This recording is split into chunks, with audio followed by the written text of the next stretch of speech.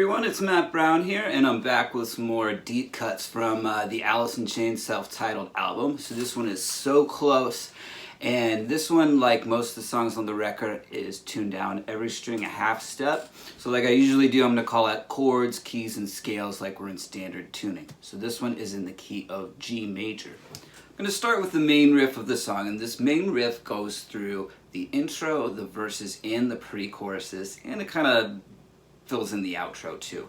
So what I'll do is play this riff really slowly, and then I'm going to break down the chords and the picking within each of them. So here we go.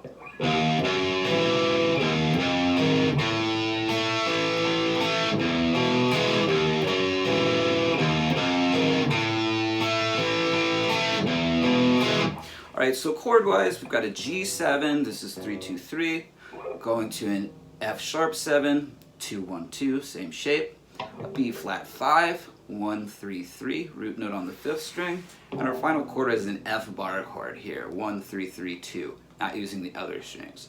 So with the first chord, what we're doing is we're actually starting with the open E, then we're playing the 6th string and the 4th string out of the chord, letting them ring and give some vibrato to the chord. Then we're doing kind of a similar thing with the F sharp 5. So open E, 6th string, 4th string. All right, then we're coming to the B flat 5.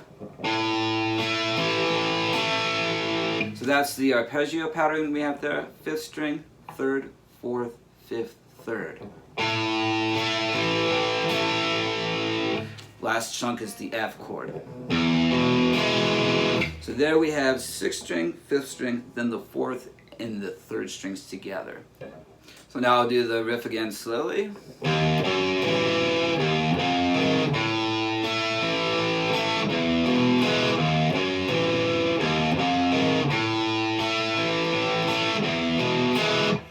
Alright, so that's it. So an overdubbed guitar part comes in, and what we're doing here is just kind of a slide out, on our 4th, 3rd, and 2nd strings. And then we're going to arpeggiate this kind of spooky sounding chord. It's a B flat chord with a sharp 11. So what we're going to do here is that. So the chord is 8, 7, 6, 0 on your top 4 strings. I'll do that again slowly. And then resolving to that open G note. It sounds like he's doing like a little bit of vibrato with the whammy bar, and if you don't have one, you could kind of do it behind the nut, That is kind of a cheap trick that works almost as well.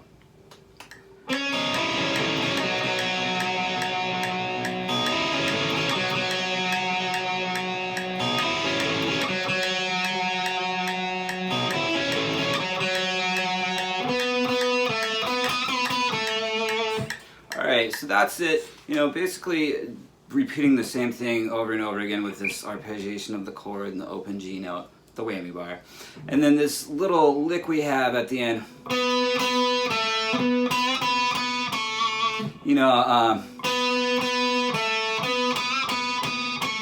Just a real simple G minor pentatonic lick there to round it off and take us into the verse.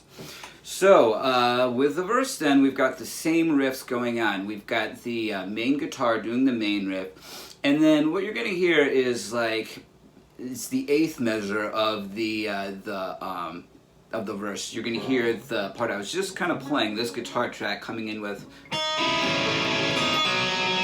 So it's a slightly different arpeggiation of the same chord. So we're going to do rest on 1, then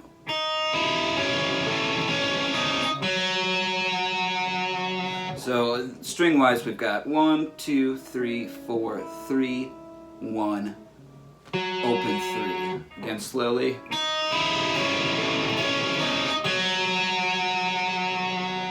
Alright, so that's going to lead us all the way into our chorus part.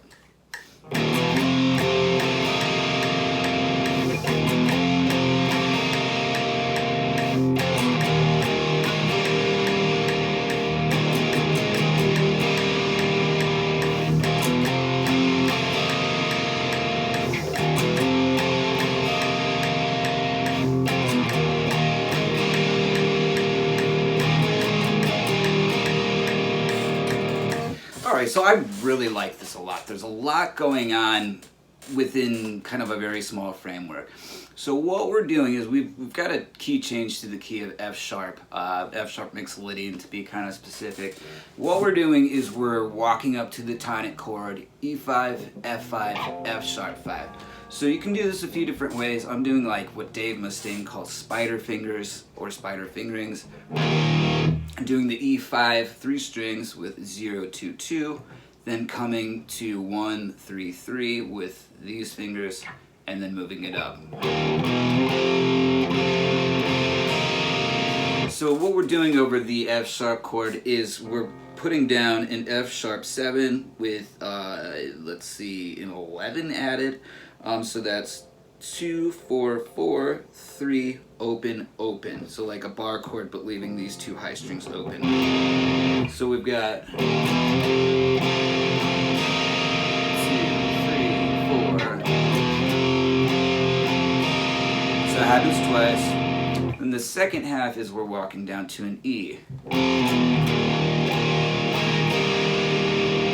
So this is F sharp to F to a 2-string E at first, and then the next one that he plays is 3 strings. So he's doing this to give himself time to get his fingers down.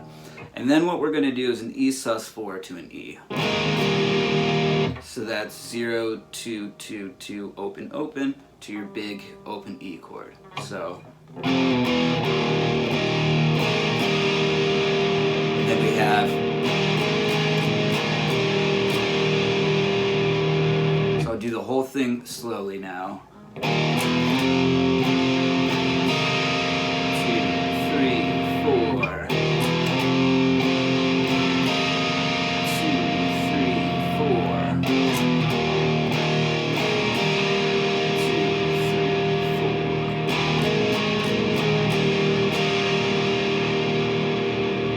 4. Alright, so that's the main part to the chorus. The overdub part is kind of just like this noisy sound effect thing. So what he's doing is taking the 12th fret, bending it down towards the floor like, so that's probably more closer in pitch. It's like a whole step but a little flat. That kind of thing. Alright, so the next little part that he plays over the E chord is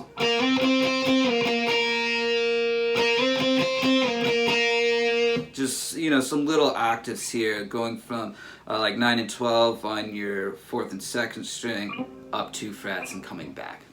So that's it for the chorus. I'm going to talk about the little interlude sections and the ending to this one, and that's about it. So the interlude sections, the main guitar is playing the main riff.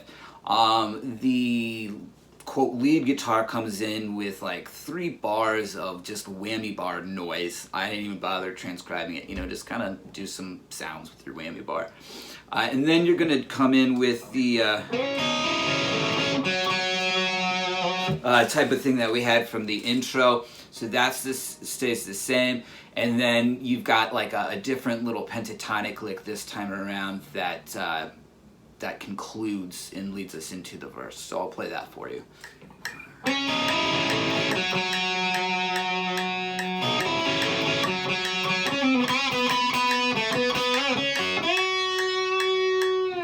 Alright, so that's it. It's just, you know, he's using the blues scale again and, you know, doing a little slightly different lick. So that's it. So the ending of the song is fairly simple. We're going to do the main riff, and then we have kind of like this ending where we go only halfway through the riff. So real slowly, the final measure is. So instead of, you know, going through the B flat arpeggio, we just end with that chord. The secondary guitar, I'm going to play the last 4 measures of that. Otherwise, in context, it's not going to make a whole lot of sense.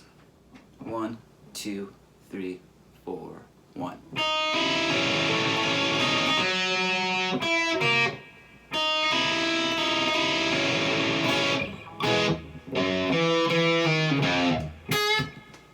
Alright, so that's how it's played. Mainly, you know, just arpeggiating the B flat chord with the sharp 11. This final thing that we have is, so it's sort of like you're playing a B flat chord to an F chord, and the final measure is this, 1. So, I mean, just kind of a bunch of bad shit nut stuff. So, alright, that does it for So Close. You know, some cool Jerry Cantrell, noisy and layered guitar playing type stuff with some great melodies and lyrics over top. So, if you'd like to see my transcription for this one, just email me. My email address is there on the screen.